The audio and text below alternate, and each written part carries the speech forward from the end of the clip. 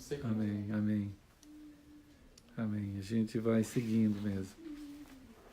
Sei que a gente vai clamando ao Senhor mesmo, a gente está continuando aí a nossa jornada. Estamos aqui, começamos a transmitir na casa do irmão Jason, irmã Patrícia, Esther, nossa irmã artista ali, o Pedro, que está por ali. Deixa eu fazer um oi aqui, Pedro, olha lá ele. Oi, Pedro, oi, Esther. A irmã Patrícia aqui também, irmão Jason, queridos. Né? Estamos juntos, registrando, né, aqui nas gravações esse tempo de caminhada, né? Sim. Caminhada, jornada tão preciosa da parte do Senhor. É um preço que foi pago, né?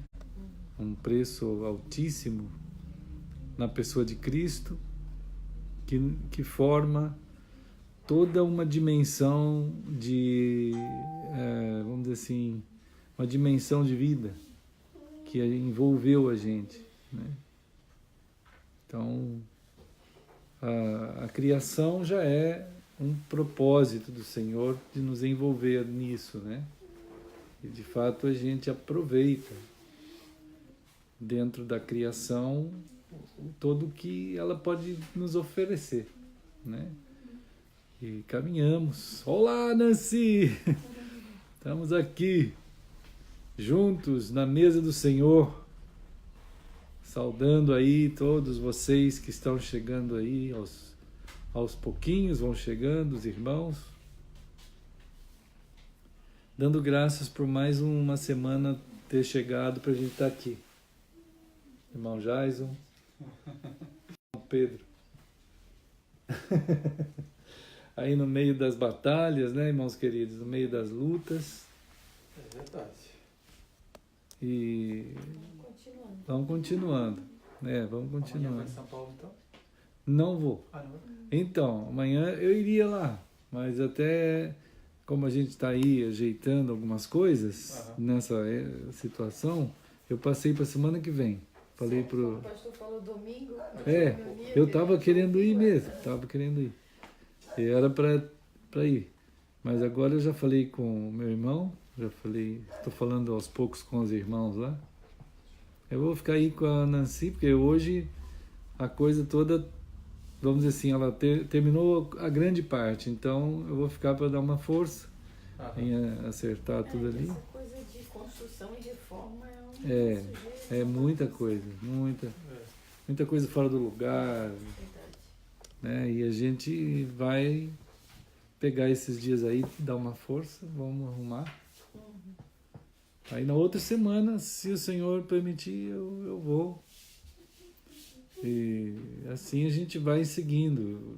Os irmãos têm sido alcançados pela palavra, a gente vê que o Espírito do Senhor, como ele falou aqui em João capítulo 3, para Nicodemos, não tem como rastrear o Espírito do Senhor. Oi, irmã Miriam Campos. Estamos aqui juntos, né? Graças a Deus, tantos irmãos, deixa eu ver aqui, Mananci, mais outros irmãos que estão juntos. Uma grande bênção podermos falar um oi, né, para todos e ao mesmo tempo queremos muito que Deus nos abençoe para podermos receber do Senhor, do Senhor mesmo, né? E estarmos fortalecidos, como diz aqui João 3, Jesus disse assim, não é possível nenhuma atividade humana rastrear o ruá de Deus, o pneuma sagrado, o Espírito Santo, né? João 3, em versículo 8, né? O Senhor estava acabando de falar para Nicodemos sobre o nascimento de Deus. E isso é algo extremo, assim, que o Senhor está chamando a humanidade a essa condição, né? A essa condição de nova humanidade.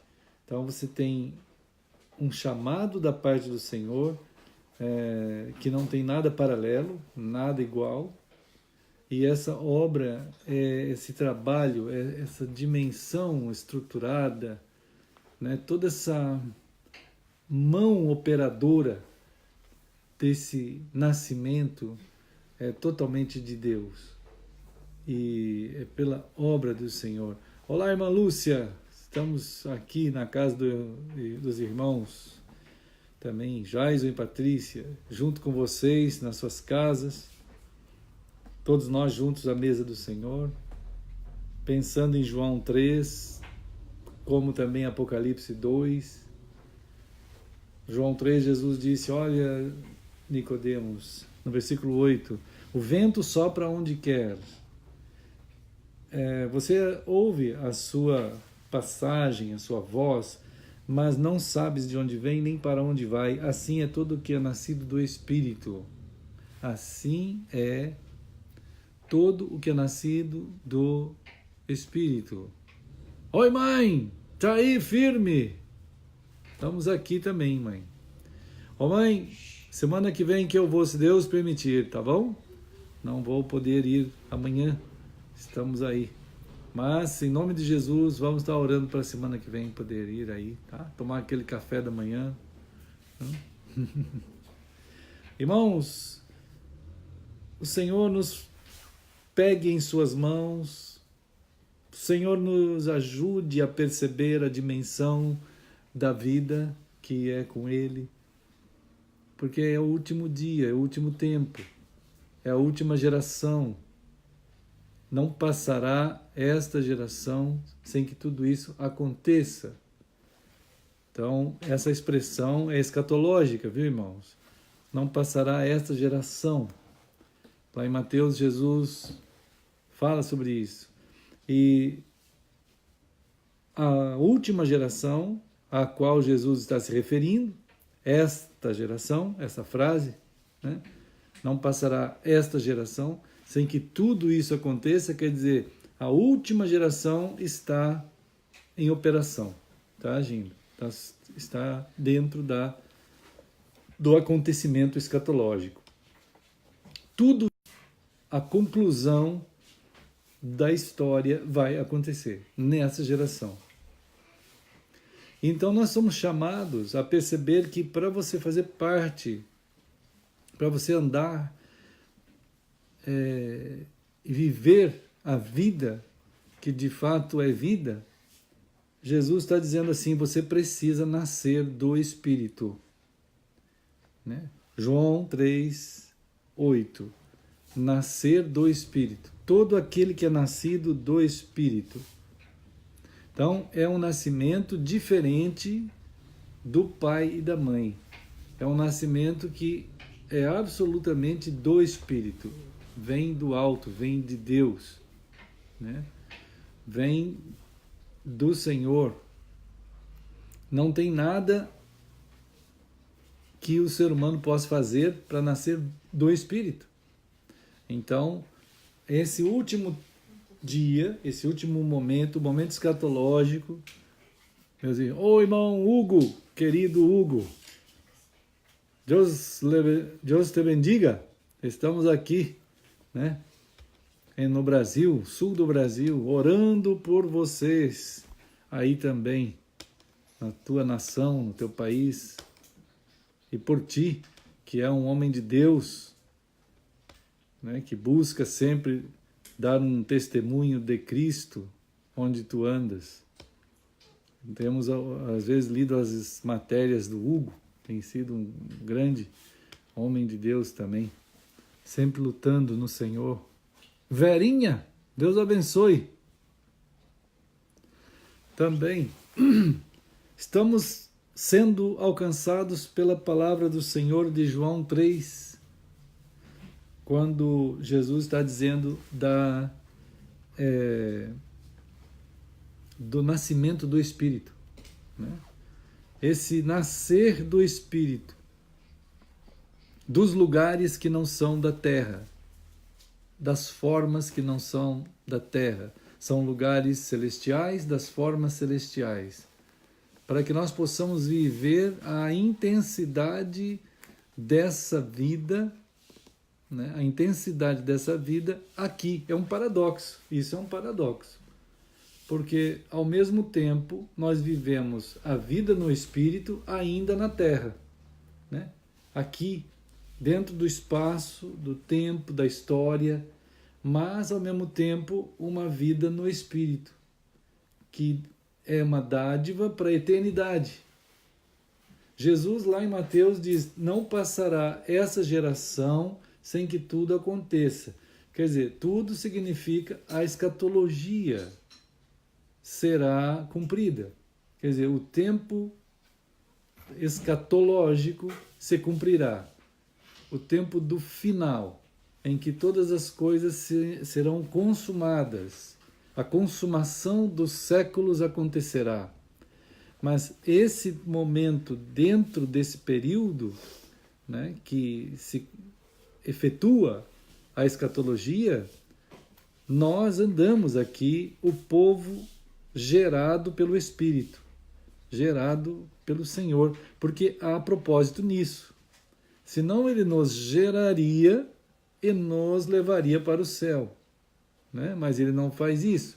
Ele nos gera e nos mantém aqui como propósito de Deus. É assim que haja uma manifestação dessas pessoas nascidas do Espírito para alcançar aquilo que o Criador quer que alcance.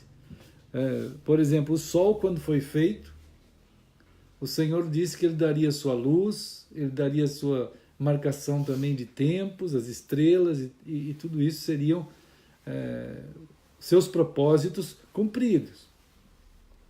O sal teria a sua função de sal. Então Jesus disse, vós sois a luz do mundo, vós sois o sal da terra. Então há uma definição da parte daquele que nos gerou dentro dessa escatologia, da conclusão, da consumação dos séculos, disso tudo que tem que acontecer nessa geração, que deva sofrer um impacto do testemunho desses que nasceram do Espírito, né? E essa caminhada, né, ela não se confunde em nenhum momento com qualquer operação humana, né, para que seja efetuado, de fato, o testemunho, o ato de apresentação. Quer dizer, o que Deus quer apresentar, né? Ele quer apresentar o quê? Qual é o propósito eterno de Deus, que ultrapassa o espaço, o tempo e a história. Então, enquanto caminhamos aqui, nessa condição tão pura e simples e sem nascimento do Espírito, é uma condição tal, existe essa condição. E as pessoas não têm nem noção do que de fato acontecerá depois, do que vai haver, do que vai haver até com elas mesmas, né? Elas não têm noção e vão vivendo a experiência de vida a partir dos elementos que eles mesmos constroem. E aí acontecem, né, todas essas situações que nós observamos dentro desse último dia, que o Senhor revela, né, que são as ações bizarras do ser humano, né, em todas as áreas, né, áreas de educação, áreas de construção artística, né, onde sofre bastante impacto o modelo do ser humano vai se apresentar dentro dessas áreas, na música, na arte, na educação, né, na mídia, na noção ética, moral, religiosa. A parte religiosa, né, do ser humano aparece, aquilo que é impossível de calar, ele vai querer buscar algum elemento que ele possa construir para satisfazer as suas sedes espirituais. Então vai aparecendo tudo isso nesse último dia. Mas Jesus vem e diz assim: Nicodemos, há um nascimento imperioso. Então lá no capítulo 3, versículo 8, ele diz: aquele que é nascido do Espírito não se sabe de onde ele vem nem para onde ele vai. Quer dizer, qual é a organização no sentido geográfico, no sentido de coordenadas e de planejamentos humanos que se enquadra isso aqui? Qual? Nenhuma. Porque ele não sabe de onde ele vem nem para onde ele vai. Não tem como saber. Aquele que é nascido do Espírito, ele não está enquadrado dentro de leis humanas. Ele não tem uma raiz e uma posição e uma localização geográfica de coordenadas norte, sul, leste, oeste, latitude, longitude, ou endereço tal, rua tal, número tal. Não tem. Ele, embora esteja aqui, ele não é daqui. Né? Então, essa afirmação impactou Nicodemos, que era uma pessoa acostumada a trabalhar dentro das coordenadas humanas. Ele foi impactado, né? Então, Nicodemos simplesmente faz a pergunta: como isso pode ser? Evidente que quando a mentalidade humana não consegue entender alguma coisa, né, ela tenta, de alguma maneira, com todas as suas forças, procurar algum elemento que ele possa comparar. Como pode ser assim? Quer dizer, me explique de alguma forma que eu possa entender. Não tem como. Né? Não é possível. Então, Jesus está tentando colocar, procurando colocar, testificando a nós todos, e a Nicodemos também, de que Deus está em operação tal que é totalmente impossível o ser humano fazer ou entender, né? E então a produção, né, irmãos, a produção do ser humano está sempre centrada no ser humano, na humanidade, naquilo que ele pode realizar, naquilo que ele pode fazer, né? E agora Deus está, claro que isso se formou a partir, essa maneira de pensar, a partir da distância que o ser humano está de Deus. Ele começa a ter em si mesmo a produção. Ele produz, né, os elementos, como a gente falou outro dia, para que possa satisfazer as suas inquietações. Então ele vai produzir, né? Mas Jesus então procura limpar a mente, o coração, o ser profundo, tirar aquelas confusões mentais, espirituais, psíquicas que foram assimiladas pela pessoa, e afirmando a verdade, né? Lá em João 4 também, num encontro com uma outra pessoa, Jesus diz sobre essa questão aí geográfica, essa questão das localizações das coisas de Deus dentro da esfera do conhecimento humano, das ideias humanas. Então lá em João 4, aquela mulher pergunta para Jesus assim, né? Lá no versículo 19, 20, 21, ali por ali, no 20, nossos pais adoravam nesse monte. Então, é muito difícil para o ser humano não conjugar a divindade de um lugar, de um local. Ele não consegue, né? Ele não consegue pensar a si mesmo como alguém que é alcançado pelo próprio Deus para ter uma relação com o próprio Deus. Ele não consegue pensar, né? Ele tem que tentar imaginar Deus como um ser religioso, né? Ele imagina um Deus como um ser religioso. Ele não consegue imaginar Deus como Deus. Para a maioria do pessoal, Deus é um ser religioso, né? E que tem que estar atrelado a um lugar de adoração, a um templo, a uma igreja, a uma denominação, a um nome. Ele não consegue ver de outra forma. Então, nossos pais adoraram nesse monte, e vós, entretanto, dizeis que é em Jerusalém o lugar onde se deve adorar, né? Então, há uma confusão muito grande do ser humano refletida nessas falas de Nicodemos e dessa mulher, né? Não tem a percepção de nascimento a partir de Cristo, de uma vida a partir de Cristo, tanto o nascimento quanto uma vida, uma continuação de vida, né? Então aqui Jesus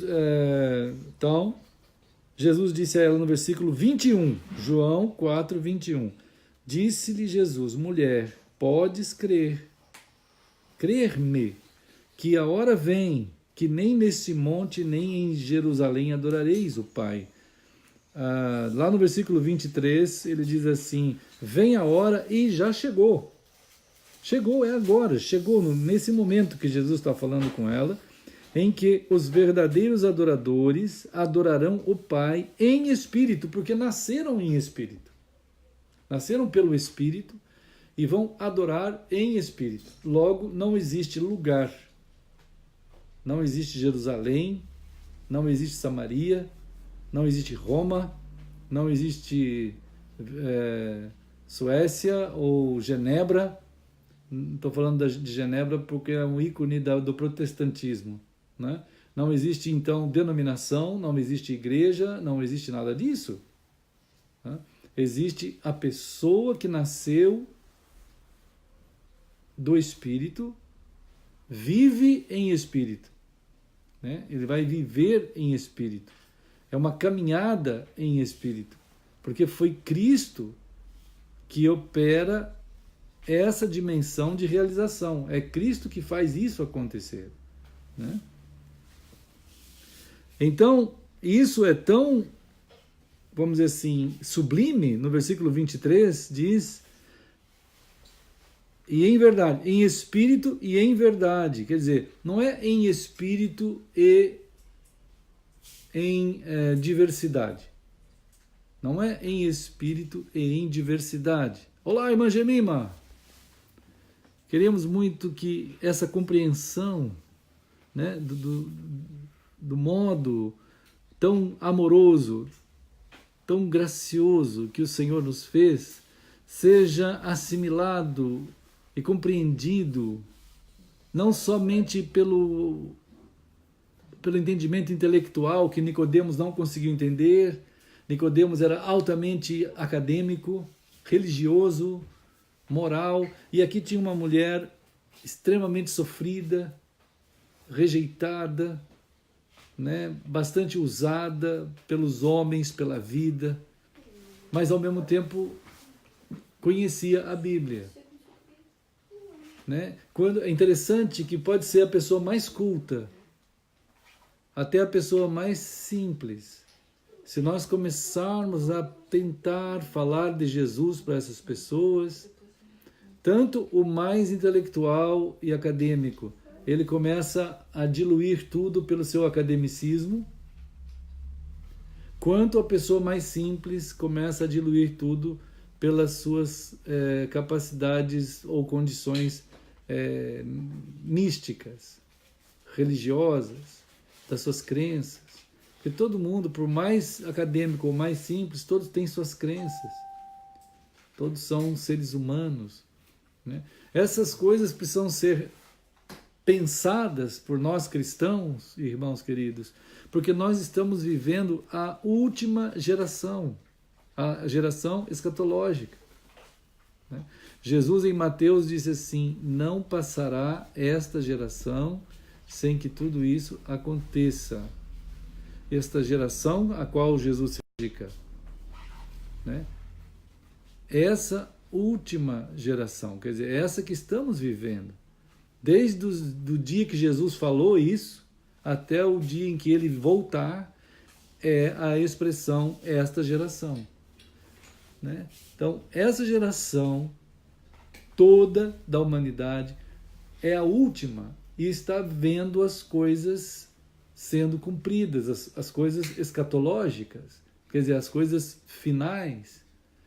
E principal, vamos dizer assim, testemunho da escatologia, o principal testemunho escatológico do fim está em Mateus capítulo 24. O principal testemunho escatológico que Deus está nos chamando a saber e, vamos dizer, ouvir, receber, Mateus 24, no versículo 14. No versículo 14. E será pregado o evangelho do reino a todas as nações, né? Será por todo o mundo, para testemunho a todas as nações. Tá vendo? Então virá o fim. O fim, meus irmãos, é Cristo. Né? O fim é Cristo, quer dizer, há uma ação de Deus, o sinal e a marca do fim, que está atrelado a fim, que é Cristo, é o evangelho do reino, sendo anunciado por todo o mundo, pelo Espírito e na vida daqueles que nasceram do Espírito.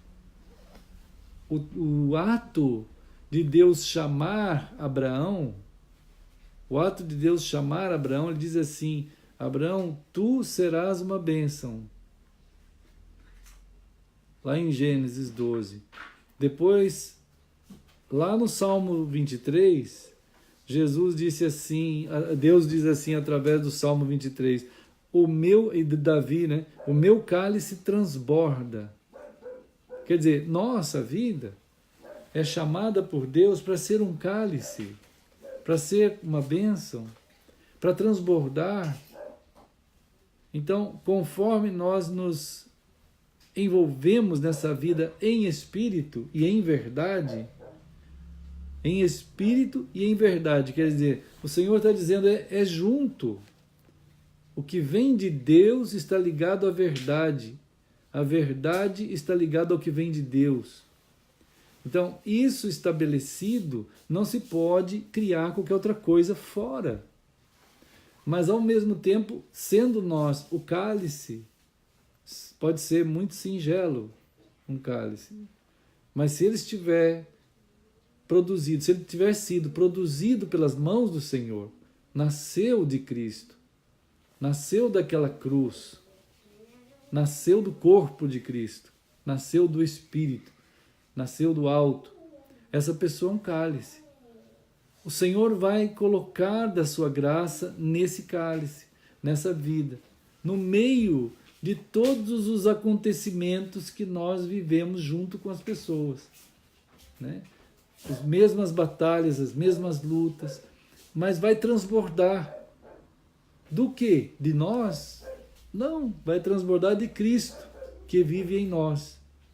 Vai transbordar de Cristo. Nós precisamos nos estar em uma condição, em espírito e em verdade. O Pai diz lá em... Esse evangelho que é pregado por todo mundo significa os cálices sagrados. Tem gente que fica procurando por aí cálice sagrado da ceia de Jesus lá, né? Essas coisas. Cálice sagrado é cada um dos filhos de Deus que estão cheios das coisas do Senhor e que são servem o vinho que é Cristo, como aconteceu na multiplicação lá do vinho, nas bodas de Caná, que é uma profecia sobre Jesus sendo ofertado o melhor vinho no fim da festa. Quer dizer, ao final, na escatologia dos dias, o vinho de Deus é servido para que todas as pessoas possam beber. Agora, isso é assim, o Espírito oferece, aí as pessoas são tocadas. Nossas vidas são cálices cujo vinho de Deus transborda, né? E essa é a marca da escatologia, é a marca do fim, é a marca de Cristo. Tem gente que fica pensando que o fim é quando tem catástrofe. Não é, já falamos 1000 vezes e 1001 agora, né? Que não é isso não é a marca do fim. As catástrofes é assim, o tempo inteiro tem.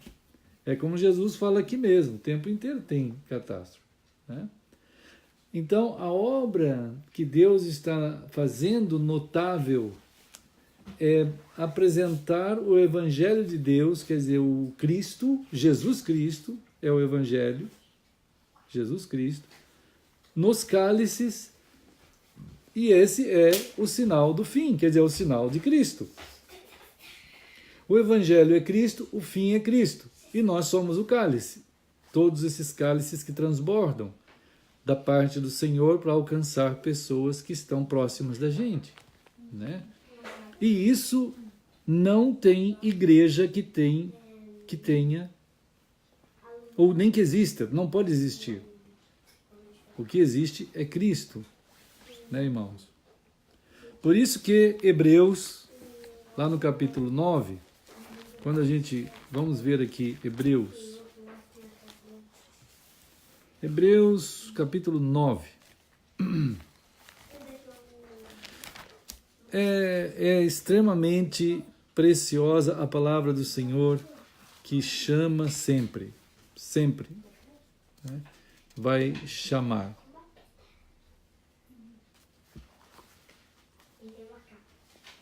Vai chamar os homens, as pessoas, a Cristo. Então, Hebreus 9. Giovana, Deus abençoe, Giovana, saudade de ti, Senhor guarde vocês, queríamos muito poder encontrar vocês, né? Então, mas estamos orando por você, Giovana, e toda a turminha aí, né? E o Senhor, você é de Deus, Giovana, você é uma mulher de Deus, você é de Deus, e o Senhor tem você no seu coração, e nunca vai deixar você, né? Hebreus capítulo 9 diz assim, olha, no versículo 14: muito mais o sangue de Cristo, que pelo Espírito eterno a si mesmo se ofereceu, sem mácula, a Deus, purificará a nossa consciência de obras mortas, para servirmos ao Deus vivo. Então, meus irmãos queridos, às vezes nós olhamos assim, as pessoas estão acabadas, né? Acabadas nas suas religiosidades, no estresse. Quanta luta, quanta agonia, né? As pessoas acabadas nos seus sofrimentos, as dores. E o que o mundo pode colocar sobre nós, ele vai colocar, né? O que o mundo puder nos massacrar, ele vai nos massacrar. E tudo isso é uma realidade tão real que ninguém pode fugir disso. Todo mundo está debaixo das tensões, das mentiras, dos enganos, dos ódios, das maldades, né? Por mais que a gente crie zonas de conforto, assim que a gente falou outro dia disso, né? Um pouquinho assim melhor, assim, mas sempre tem uma luta muito grande acontecendo, uma batalha muito grande, né? Então aqui fala sobre o sangue de Cristo, a pessoa de Cristo, que pelo seu Espírito eterno a si mesmo se ofereceu, né? Então isso se refere à cruz, né? A cruz de Cristo. E lá naquele ato de Jesus, quando ele está tomando aquela atitude, ele está levando sobre ele, como diz Isaías 53, vamos ver aqui Isaías. Irmãos, tudo isso é extremamente precioso para que as pessoas possam perceber que não se pode inventar mais nada a não ser Cristo, não se pode inventar mais nada a não ser a única e absoluta e exclusiva pessoa de Cristo, que é o que é, né? É Ele que conduz a nossa existência. Olha lá a irmã Giovana falando, é sempre muito bom. Luiz Fernando também, Deus abençoe. Estamos distantes geograficamente. Amém, juntos em Cristo, é isso mesmo, irmã Giovana, é isso mesmo. Amém, em nome do Senhor. O Senhor testifica para nós em Isaías 53,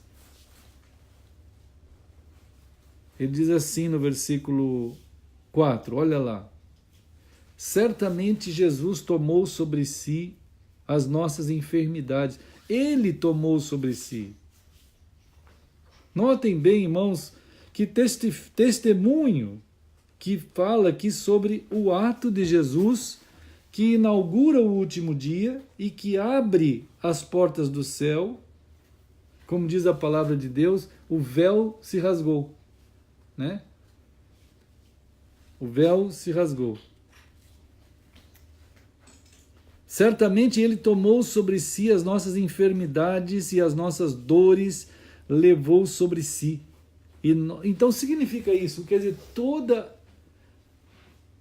é impressionante que Jesus, ele viveu uma vida inteira de comunhão. Bom, ele é Deus, ele é o Filho de Deus, ele é Deus eterno, em comunhão perfeita com Deus. Nunca na história, vamos dizer, eterna de Jesus, ele perdeu a comunhão com Deus. Nunca. Então, quando Jesus está andando aqui na Terra, ele está em perfeita comunhão com Deus também. Ele sempre está andando em obediência absoluta à vontade de Deus. É aquele amor entre Jesus e o Pai, Jesus e o Espírito, aquela triunidade na coinonia amorosa perfeita.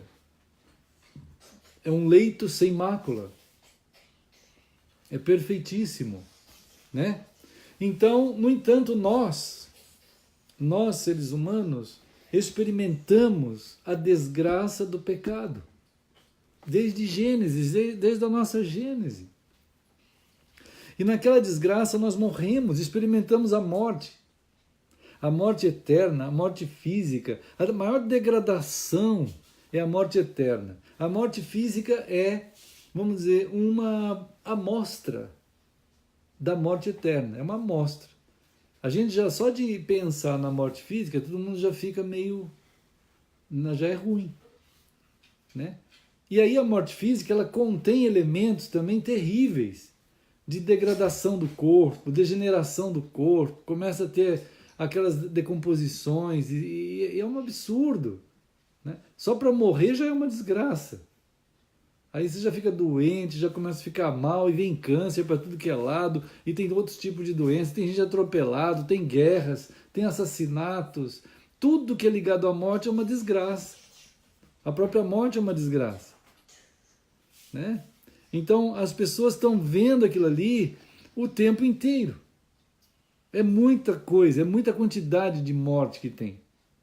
Só que, como a gente estava falando outro dia, a morte, a qualidade da morte, ela é pesada, ela é duríssima, ela realmente é uma apresentação, antessala do inferno, porque depois da primeira morte vem a segunda morte, que a Bíblia fala sobre a segunda morte, que é a condenação eterna ao inferno, né?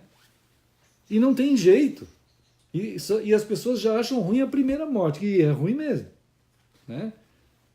Enfim, aí vai indo e depois ainda tem a segunda, que a primeira ainda é temporal. A primeira é temporal, porque assim, morreu, não tem mais o que fazer, acabou. Quer dizer, assim, no sentido temporal. A própria lei, né, a mais perfeita lei que possa haver no mundo, na hora que tem um crime.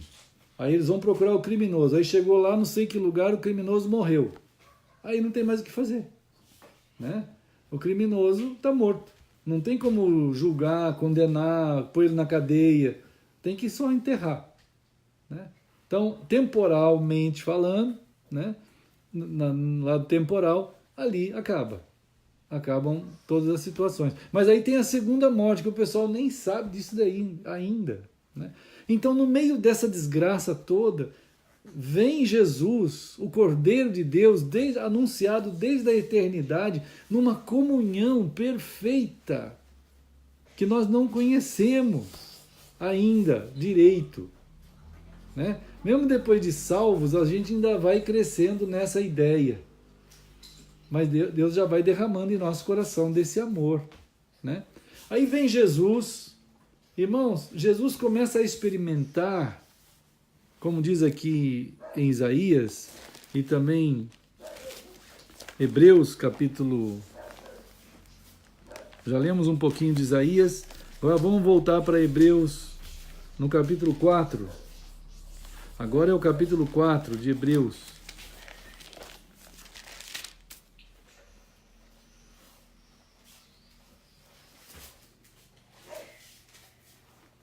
Olha só Hebreus capítulo 4. Oh, meu irmão Edson, querido mano. Hebreus 4 diz assim, irmãos, 15. Tendo, pois, a Jesus, o Filho de Deus, como grande sumo sacerdote, que penetrou os céus, conservemos firmes a nossa confissão, porque não temos sumo sacerdote que não possa compadecer-se das nossas fraquezas. Antes, foi ele tentado em todas as coisas, à nossa semelhança. Então, como Isaías disse, Jesus experimentou lá na cruz, quando ele foi à cruz, e aí a gente tem que ir para... vamos ver aqui, Marcos 15. Vamos para Marcos 15. Marcos capítulo 15. Quando Jesus vai lá à cruz,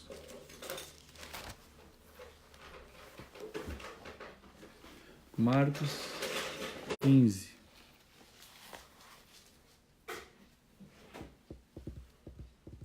A gente tem uma palavra aqui, irmãos queridos, um testemunho. Chegada a hora sexta, no 33, né? Chegada a hora sexta, houve trevas sobre toda a terra, até a hora nona, né? Então, começa o universo. O que estava acontecendo com Jesus? Ele está recebendo sobre ele toda a iniquidade da humanidade. Ele começa a experimentar algo que ele nunca experimentou. Jesus começa a experimentar o que é ser um pecador. Ele começa a receber todo o pecado. Ele começa a receber nele a condição de pecador. Ele se fez pecado. Ele começa a experimentar o ódio, o que significa o ódio, o que significa a malícia, o que significa a maldade, os roubos, o que significa tudo o que é de ruim, tudo passa para dentro de Jesus.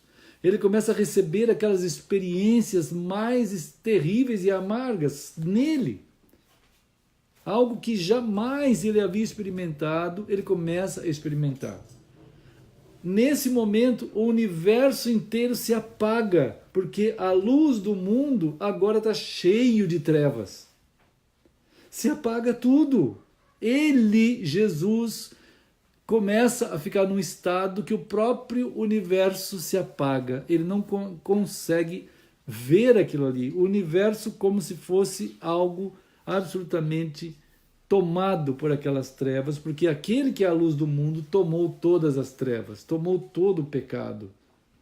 Ele começa a experimentar uma condição que ele grita, no versículo 34, ele grita, no finalzinho, perto da sua morte, lá no versículo 34, ele grita assim: Deus meu, por que me desamparaste? Jesus começa e experimenta ali o que significa a vida de todo ser humano desde Adão. Todo ser humano desde Adão é assim que vive. Jesus mostra na cruz aqui o que é o ser humano sem Deus. Jesus testifica na cruz o que é o ser humano sem Deus. Quando Romanos diz assim que todos pecaram, por mais que a pessoa enfeite a sua vida, ele está assim, desamparado de Deus. Porque Jesus aqui testifica naquela cruz a condição humana do ser humano sem Deus. Todo o pecado humano, o que é o pecado, está em Jesus. E ele testifica absolutamente e verdadeiramente que o ser humano em pecado está sem Deus. E ele mostra isso, ele fala isso. Toda a humanidade pecadora está em Cristo e ele diz assim: estou sem Deus. Deus não tem nada comigo. O ser humano está assim. Ele até enfeita a sua condição, mas Jesus mostra que não tem enfeite. A condição do ser humano sem Deus é essa, é morte. E Jesus então experimentou algo que jamais ele tinha experimentado, é estar longe de Deus. E é terrível estar longe de Deus. Algo que jamais Jesus, o Filho de Deus, havia experimentado, ele experimentou. E o ser humano todo está assim. Jesus está testificando exatamente na cruz que por isso que ele veio, porque toda a humanidade está longe de Deus, está sem Deus. Né? E a única forma dessa humanidade voltar para Deus, então aqui no versículo 37, Jesus dando um grande brado, Marcos 15, 37. Né? Esse grande brado é o que está escrito em João 19, 30. João 19, 30. Vamos ver aqui. João 19, 30. Que nós pensamos nisso algumas vezes já, mas não significa que nós sabemos alguma coisa do que o Senhor quer falar para nós hoje. E muita gente já leu isso aqui também, mas Jesus lá na cruz, ele dá um grito: está consumado. Ele dá um grito, é um grande brado, né? Então, essa palavra, que muita gente que conhece grego já sabe o que é, mas isso é um absurdo, né? Eu já falei para os irmãos que o perigo muito grande dos teólogos é dizer: já sei o que é. É vir na cabeça dele a ideia de que ele sabe o que é. Né? Como é que alguém pode saber o que Cristo fez lá na cruz? Como é que alguém pode saber? Isso aqui é um testemunho de que Jesus está dizendo perante Deus que naquele momento, perante onde ele tinha que estar perante, que houve uma vitória. Nele há a vitória. Em Cristo está consumado. Quer dizer, uma palavra importante, porque quando sai da boca de Jesus essa palavra, de dentro dele está vindo a palavra da criação da nova humanidade.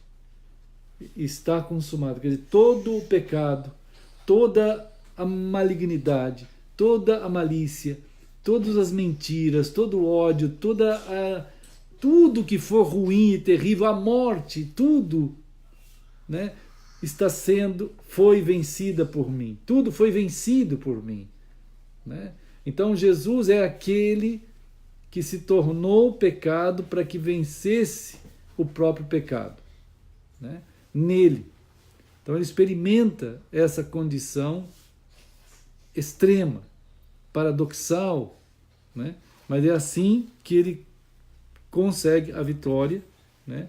E por isso que Hebreus, né? Hebreus no capítulo 9, que a gente estava falando do capítulo 9, 4, né? 4 e 9. Hebreus 4. Hebreus 4, no versículo 16. E é paradoxal, né, irmãos? Porque ele trazendo sobre si, sendo transpassado por todo o pecado, sendo feito pecado, não pecou. Como diz aqui em Hebreus. Né? Hebreus, por isso, que ao trazer sobre si toda aquela condição, o universo inteiro apresentar aquela condição de escuridão, o próprio Deus se afastar dele, sendo o testemunho de que em pecado não se pode estar com Deus, mas aí ele vence, Jesus Cristo vence. Diz aqui o versículo 16: acheguemo-nos, portanto, confiadamente junto ao trono da graça, a fim de recebermos misericórdia e acharmos graça para socorro em ocasião oportuna. Né? E é Marcos mesmo, Marcos 15, no versículo 38, e outros também, mas vamos ver o Marcos 15, 38, que diz assim: e o véu do santuário rasgou-se em duas partes, de alto a baixo. Né? É um detalhe extremamente importante. Como diz também a palavra do Senhor, o véu é Cristo. Né? O véu é Jesus, é a sua carne que está sendo ali, né, oferecida. E o santuário que representava profeticamente essa carne de Jesus, profeticamente, ele se rasga, isto é, agora se cumpriu aquela separação que havia do Santo dos Santos, que também representava o céu, e o povo que ficava do lado de cá, agora não tem mais. Quer dizer, agora na verdade não tem mais. Abriu, rasgou, partiu, pode entrar exatamente pelo véu rasgado. Entra por ali, que é Cristo. Entra por lá. Né? Então, esse último dia, nós precisamos estar nos aconchegando, nos achegando a Cristo, porque há essa grande vitória, há essa grande bênção da parte do Senhor, da parte de Deus, a nós, o seu povo, né, nos dar a vida, libertar a gente do pecado, libertar nele, em Cristo, e nos dar a condição de sermos vasos de bênção, e de tal modo que colhemos de Cristo, ceamos de Cristo, para transbordar de Cristo onde a gente estiver, onde a gente for. Não contempla nenhum tipo de envolvimento que não seja Cristo. Às vezes se torna enfadonho ou cansativo repetir todas as falas de Apocalipse 13 quando afirmam das ações bestiais e dos enganos, né, das malícias que o maligno trabalha para enganar. Isso é uma realidade que está acontecendo e tal. Mas nós, os cristãos, precisamos, aqueles que de fato são do Senhor, estar se aconchegando, como falamos outro dia também, à sua figueira, né, ao seu momento de cear, né, cear com Cristo. Nós ceamos com Cristo regularmente, quer dizer, o Senhor quer cear conosco regularmente. Né? Vamos nos acostumar a regularmente nos alimentar do Senhor. Da mesma forma que nos alimentamos no café da manhã, no almoço, no café da tarde, no jantar, ou depois em alguma hora que a gente vai comer alguma coisa. Né? Por isso que houve tempo em que as famílias, em alguma época, cada vez que iam comer alguma coisa, eles oravam. Mas não é só porque iam comer alguma coisa. É porque o ato de estar à mesa primeiramente é o ato de estar com Cristo ali. É como Emaús. Emaús, eles não sabiam nada, nem sabiam que era Jesus que estava ali com eles. Lá em Lucas 24, né? Aí eles estão com fome. Aí eles falam assim, vamos comer, vamos ficar por aqui. Aí Jesus, tá, então vamos ficar por aqui. Eles insistiram, Jesus ficou. Aí quando estavam à mesa para comer a comida, Jesus começa a orar e eles reconhecem que Jesus está ali. Então, inicialmente, eles só queriam comer uma comida. Mas se você é de Cristo, se você de fato é do Senhor, cada vez que você vai comer alguma coisa, você possa lembrar que o Senhor é aquele que te sustenta. O Senhor é aquele que quer, com a sua palavra, te fortalecer. E somente Ele precisa ser aquele que anda contigo no caminho de Emaús ou no caminho para qualquer lugar, né? Só assim nós vamos passar esse último dia de forma íntegra, de forma digna, né, irmãos? E nós vamos ver nossos filhos crescerem de forma também digna e íntegra. Nossa casa, né? Bom, vamos celebrar o Senhor, né, irmãos queridos? Vamos celebrar. Encontrar o nosso tempo na figueira, para estar debaixo da figueira, irmãos queridos. Ivan Zenum está por aí também, né? Deus abençoe o povo aí de Pouso Alegre. Muito grato por tua vida. Estamos pensando juntos, né, com o Ivan, junto com o meu irmão Edson, João aqui também, Sara, querida Sara, saudade da Sara, quem mais aqui? Luiz Fernando, Gilvana, Gemima, Maria Helena Heloísa, vai dizer Maria Heloísa, Heloísa daí também, Hugo Marcelo Valderrama, Lúcia, minha mãe, Miriam, irmã Miriam, ok. Então vamos cear, irmãos, cear significa um ato profético, viu, irmãos? A ceia do Senhor foi Jesus que nos chamou na simplicidade do pão e do fruto da videira, todos nós, em Mateus 26 está lá, Jesus chamou eles assim e falou, olha, o meu corpo vai ser entregue por vocês, como falamos hoje um pouco aqui, né? E eu quero que vocês saibam que agora vocês têm um chamado profético, né? Cada vez que vocês estiverem juntos, assim na mesa, a mesa do Senhor como agora, depois de terem ceado do Senhor assim, vocês vão celebrar esse Senhor maravilhoso, que pegou o seu corpo a si mesmo e doou por nós, lá naquela cruz. Então ele pegou o pão, ele partiu o pão, entregou para eles aqueles pedaços, como se fosse ele mesmo sendo entregue a cada um. E disse isso, o meu corpo são todos vocês, e a celebração é essa. Façam isso, né? Em memória de mim. Então, como o Senhor ensinou, nós vamos fazer agora.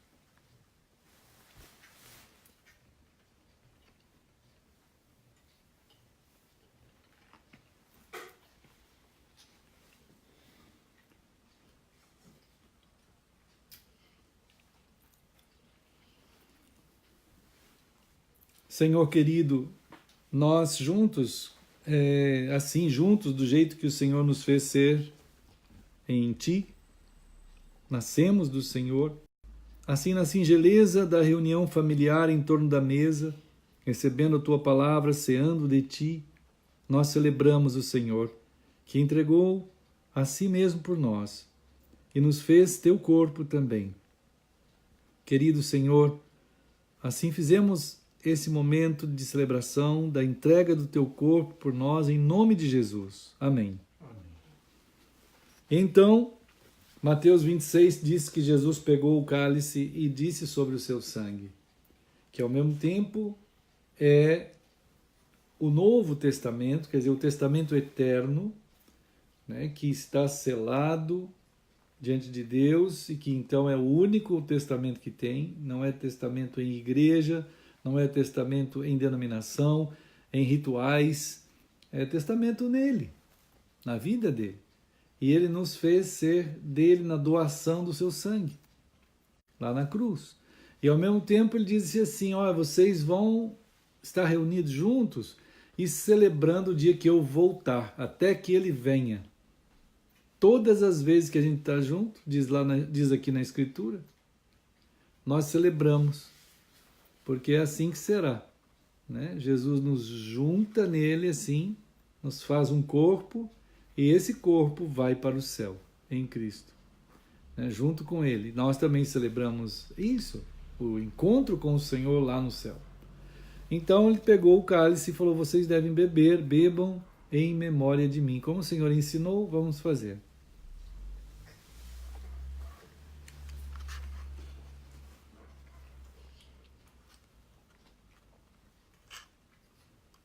Ó Senhor,